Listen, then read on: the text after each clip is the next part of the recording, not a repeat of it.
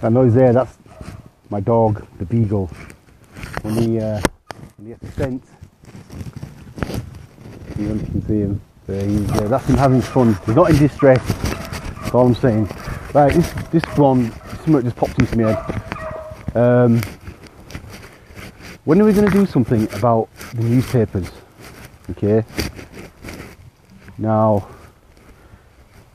I'm going to come out and say it because you know me, I'm just all about the truth. The newspapers are covering up the truth. Okay. And as the public, we kind of expect them to look after the truth, or sorry, report the truth. But I think deep down we all know that they don't. But you'll still get the people who are really brainwashed by the system that think that, oh well, you know, if bad things were happening, the newspaper, it'd come out somehow, the newspapers would tell us. And the truth is, it does come out into the alternative media sometimes, but even that is you know, very rare and hard to come by. The mainstream media, or the lamestream media, I mean, in America, wow, even worse, but it's worldwide. But I'll concentrate on England for now. It's not just that it's not only that they're covering it up. All the stories in there are actually not true. Not true in terms of they've missed some stuff out about certain stuff, which they do, but they'll make up stories just to fill the newspaper with a false narrative. And this is how we all get, when I say all, I mean as a population, we get bamboozled with them. It's all a false narrative. Now this is, when you break it down, is what the Matrix is. It's a false reality that we're all living in. Yeah, we're all told from birth that the government is a really nice thing and it's looking after us. But that's not the truth. The government is governing us so it can do what it wants. And it's got long-term plans. So you have to break out the Matrix by just realising it's all bollocks. Turn off your TV. My God, my life is so much better now. I've finally got over TV. You know, if I do put the TV on, because when I go out, I'll leave the TV on for the dogs, and I come back in and I watch something, it's painful. It hurts me. It's like this cosmic. It's like a ray going into my brain of bullshit, and it fucking hurts. And when I was just coming off it used to make me really angry. Like if I listen to the radio now, your BBC radio with all that fake news, and the way they do it by just keep playing your little clips out of context, playing two sides of a false narrative. You know, once you've stepped back, unplugged from the Matrix, and then you look at it again, it's like, whoa. And a lot of people are living in that false narrative. And then when you try to tell them something outside that narrative, you know, they can't break out. So the Matrix is real. But anyway, I won't get into that. So the problem we've got is that the newspapers are lying to us, right? Now forget for a second that they're all owned by the same people.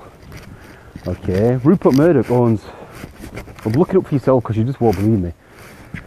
They reckon it's 80% of all the media is owned by a group of people, which is probably all owned by the same person. But I think it's more than that. You don't really hear any good stuff really coming out in the mainstream ever. So we need to hold these people accountable. Yeah. First of all, we need to stop buying their shit. Yeah. Like paying for a TV license when they're lying about that, and once you find out some of the stuff they've covered up, oh, to think that you've been paying for that, oh, it's heartbreaking. You know, look at this Google statue of BBC.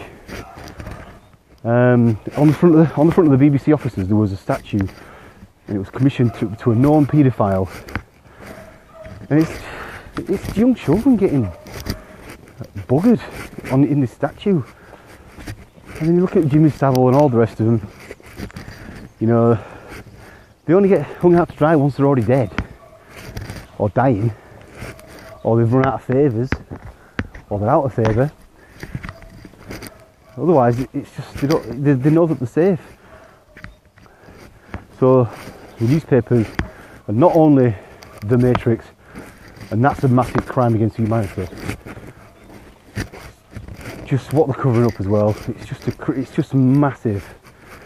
Don't subscribe to it. Actively call them out. We gotta be funny about it and laugh at people who believe that shit. Yeah, because it's gone beyond a joke now. Now don't take my word for this, but Google this. There's a couple of young children. I think it was February 2015. We're in March now. Can't remember the name, but just Google paedophiles in Hampstead. And there's two young a little boy and a little girl, really, really young, about 4 and 5, being abused since they were born probably. Being put through the most horrific stuff. You know, they were lent out to people, and they tried to talk. The mum put them on video, saying what had happened. Now, young kids like that, they could not know. They would not be faking it. They wouldn't be faking it.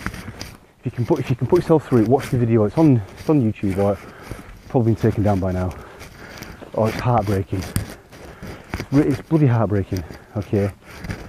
Now then, the newspapers didn't report that. Okay, they don't report that shit. Okay. And even worse than that, the kids retracted their statement once they got taken back into care. But thank God, a good doctor's come out and said, look, these kids have got scars all around their assholes. They weren't making it up. Right, so Google that one. Melanie Shaw, Google that one. She was abused as a child a lot, went through the care system. Okay, she's tried to speak out. Okay, they've put her in prison. Yeah, they've put her in prison. Been treated abominably because they want to silence her. Okay, how's it happened that we've got people who are whistleblowers? Yeah, why do we treat whistleblowers so badly? There should be whistleblowers. The idea behind them was that someone sees something wrong, you blow your whistle and you go, whoa, that's wrong. And whistleblowers always should be protected. Right, as soon as you see something wrong, you go, right, I'm into protective custody, I'm blowing a whistle on that motherfucker. Right, doesn't happen anymore. If you're a whistleblower, I mean, you can Google logins and stuff like that with the NHS, the BBC, anything. Just Google that for yourselves. But Melanie Shaw, she's in prison right now, disappeared, she can't even get a word out. God knows what they're doing to her. Right. There's loads of cases like this. Another one is Holly Gregg, a young Down syndrome girl who was abused. And then one day something happened, and she started talking, and she mentioned loads and loads of high-profile people. Bam.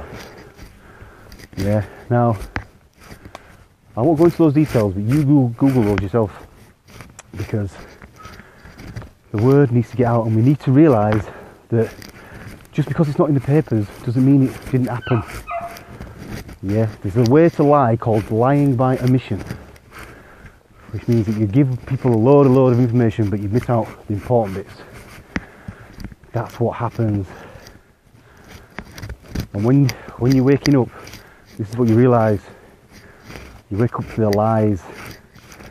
And the world isn't all unicorns and fairies and rainbow farts. It isn't. So Google those, check them out for yourselves. Don't take any of my word for it, but this information needs to get out there. Peace, guys.